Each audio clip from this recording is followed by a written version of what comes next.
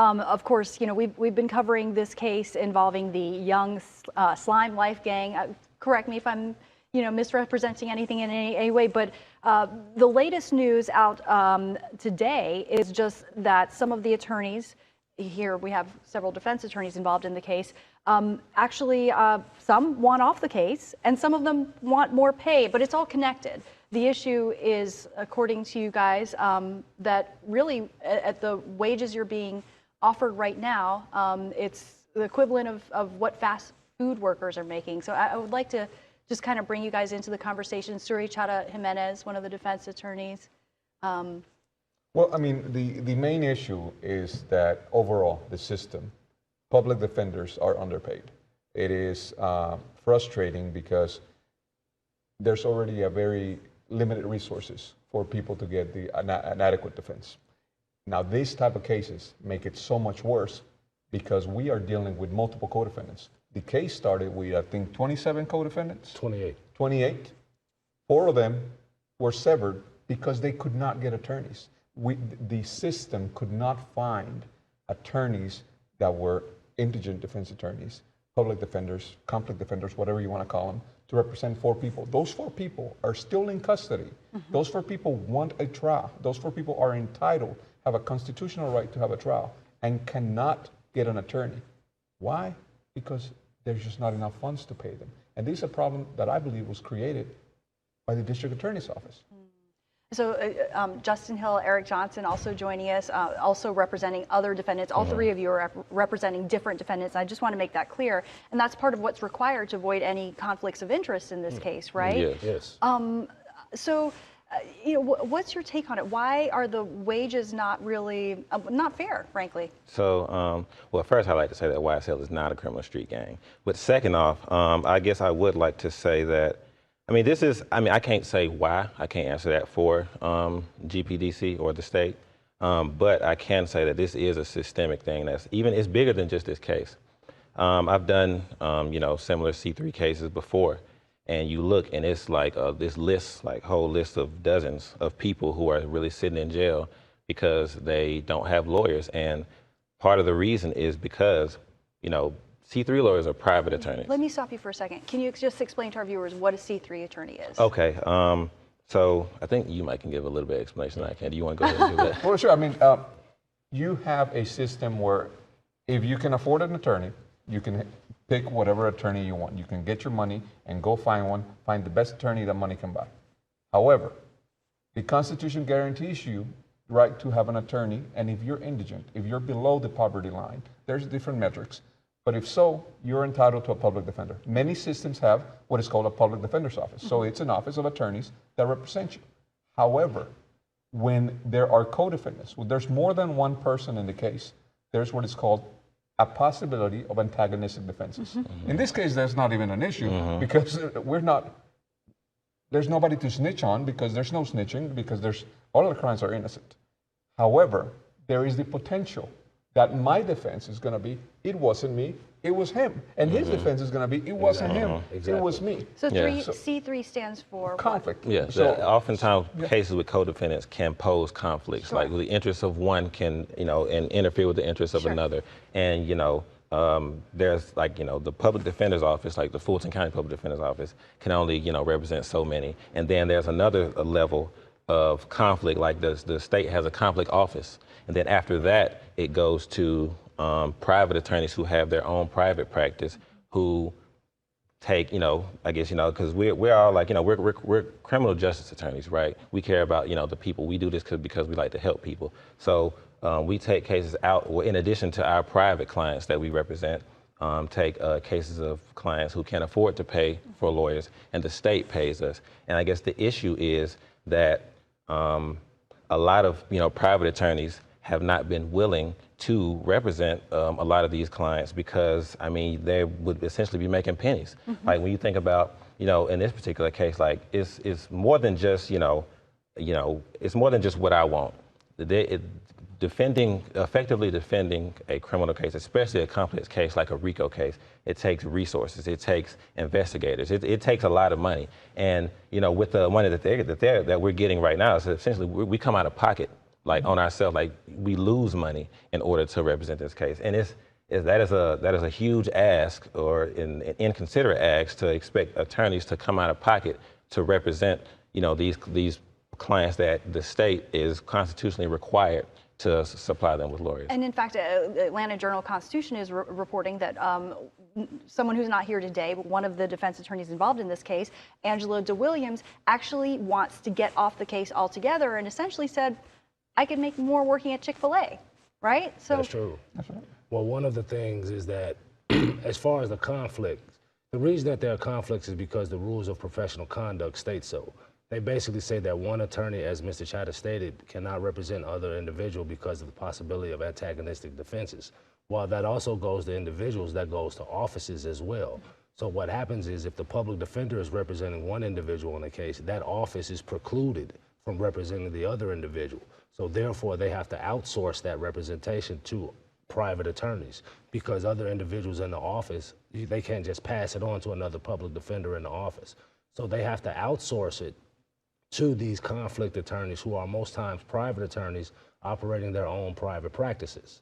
And so what happens then is those attorneys are taken away from their private practices, and as Justin stated, are sometimes forced to lose money to accept these cases, which are, as Suri said, are constitutionally mandated that they have to have a defense. So that poses an ethical problem for the defense attorneys, who have to look after their own private clients, as well as the cases in which they are assigned to, and they are essential to be assigned to, or else individuals will languish in jail for a long period of time without having adequate representation, which is something that no one wants and is prohibited by the Constitution. So how does all this impact the trial itself? Well, honestly, it doesn't. It really doesn't, because we've signed up for it. Yes. We put our name down in that entry of appearance, and the moment I sign my name, that's my client. It doesn't matter if they don't give me any more money. Don't give me another penny. I'm going to stay on the case. I believe you guys are in the same position. Exactly. And we will defend them as the best defense that they can get. But are you concerned systemically that it impacts clients? That's absolutely. That's the issue. I mean, like I said, I do this. At this point, I'm doing this because, like I said, this is what I care about. I care about helping, people who everyone else isn't, everyone else kind of like casts away because, of whatever the case may be. And that's the position that we're in. But I guess the systemic issue is for the state to depend on people who, I guess, are willing to do things out of the kindness of their heart to basically fulfill their duty. That's the issue. And the problem is, Rico, that's what the real problem is that we have here. This is the new brand. This is the new flavor that they want. They wanted to Rico everything. Gwinnett has a big 20-some co-defendant case that they just indicted. I am also have a multiple co-defendant, 20-some in another county. I think Fulton has the YFN Lucci. That's a multi-co-defendant Rico case. And the issue is that when there's conflicts, usually if people are going to do dirt, they're going to do something, they're going to pull a lick. There's going to be 3 or 4 kids that do it, and then one goes to the public defender, one goes to a conflict, one goes to C3. Maybe you get a 4th C3 because there's 4 people doing it. But 20 people, nothing's happening with 20 people actively acting. But the state wants to bring in everybody. And so you feel it's very, very inefficient to rather than to separately try these individuals, to try them all together, especially when you're talking about a case where initially there were 28 defendants. You think it's a waste of time? It's a waste of time. It's a waste of resources. It is. The district attorney is supposed to have taken an oath and said that they're taking care of the funds, the taxpayers, the money of the taxpayers. They have a fiduciary duty to the taxpayers' money. They're supposed to do it the most efficient way they can, and they're not. They want to put up a 1-year circus where nobody knows what's going to happen. It's a hardship for us. Imagine the hardship for the jurors. You know how much the jurors get a day? $25. You're asking somebody to put away a year of their life and sit there to listen to the state's story for $25 a day. Forget your family, forget your career, forget your schooling. Come sit here. And this is why we're on month 4 of jury selection, and spend because your savings nobody can too. do that. Spend your savings too to be on the jury. You may have to, go into your savings that you have to substantiate yourself during this 9-month period. What I want these legislatures that keep broadening Rico, Rico this, Rico that, everything is Rico. Well, you know what? You should put into that law that you're going to pay for attorneys, that you're going to pay for jurors. All this Rico legislation should include funding. The pain should not be taken away from the GPDC or the Public Defender's Office. There are limited funds. State of Georgia, pay for it. You want to prosecute Rico? Pay for it. They definitely paying to prosecute it. Yeah, because this is probably the biggest case in the country right now, one would think. This case started out with 28 individuals, 65 counts. I know. Well, thank you guys so much for coming in. Suri Chata Jimenez, Justin Hill, and Eric Johnson, defense attorneys on the YSL case. My colleague Andy Parati, investigative reporter for Atlanta News First, has a closer look at really the broader perspective here. This issue of court-appointed attorneys, defense attorneys. Andy? Joy, before I dive into the issues that are facing individuals accused of crimes that don't have a public defender, I thought it would be good to further explain the tiers, the levels of public defense in the state of Georgia. The Sixth Amendment, as you know, guarantees anyone accused of a crime who cannot afford an attorney that the state will provide legal counsel. In the state of Georgia, there are essentially 3 tiers of public defense. If you get charged with a crime and you're the only one involved in that crime, you get typically appointed an attorney from the Georgia Public Defender Council, an employee of the state.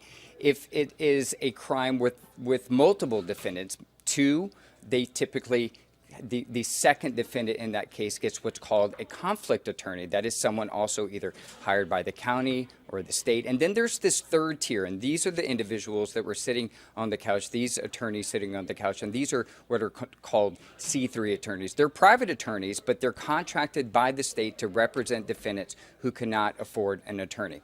Now, over the past 6-8 months, we have been covering an issue of simply not having enough public defenders in the state of Georgia. At one point during the summer of last year in Fulton County alone, there were more than 100 individuals in jail who did not have a public defender. They were waiting for a public defender before they go to trial. And these individuals, by the way, it's important to note, they're not convicted of a crime. They are simply waiting for their day in court.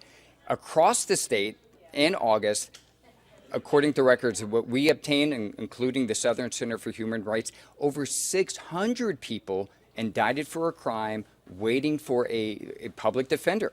And so the issue has been really impacting the state. It's an issue where a lot of people's constitutional rights are being violated. And right now, today, there are still people in jail without a public defender while they're waiting for trial. Joy? Yeah, Andy, I mean, so certainly concerning because you need adequate representation on both sides, right? Not just district attorneys, but you need good defense attorneys in order to ensure the justice process. I mean, it's a 2-party system, an adversarial system for a reason. And everyone's entitled to a rigorous defense. What do you see the future of this looking like in terms of resolving some of the issues that you're talking about? Well, according to experts, public defenders, judges, this issue is likely only going to get worse, and here's why. The General Assembly just passed some legislation making mandatory sentences for people accused of gang-related crimes, and you just heard those attorneys complaining about district attorneys indicting these huge mass RICO cases where there are multiple defendants, and when DAs cast such a wide net and trying to indict so many defendants at the same time, that means that each individual defendant needs a different attorney from a different office to avoid conflicts of interest in a trial. And so right now, the pay that the Georgia Public Defender Council is offering, to some people, it's not enough. $7,500 starting out for murder cases. There will be some people, including the people that you just were interviewing, the C3 attorneys you were interviewing on the couch, saying that that's simply not enough. To help address it in Fulton County, last year, led by Judge Robert McBurney, created a temporary C3 program for the county. And so what they did is they recognized that they had defendants in their courts that were showing up without public defense. And so they got millions of dollars in federal COVID dollars to help with that issue. And what they've done is they've created a temporary public defender program where they are essentially hiring attorneys, private attorneys. They've started their own C3 program, and they're paying them hourly at $140 an hour. And you're seeing more lawyers being attracted to that pay scale rather than the flat fee. And as your folks on the couch just explained, $7,500 may seem like a lot right off the bat, but if you have to think of all the resources that it takes to defend someone accused of murder, they have to hire an investigator. They have to they have to go out and find witnesses. They have to sometimes pay expert witnesses, and that's coming out of their pocket. And so $7,500 goes real quick, especially for a trial like this one that may last more than a year. That's right, absolutely. I mean, that's really, I think, one of the biggest challenges of all this. Andy Parati, investigative reporter for Atlanta News First, thank you so much for sharing that context with us. Of course, we're going to keep our eyes on the YSL trial.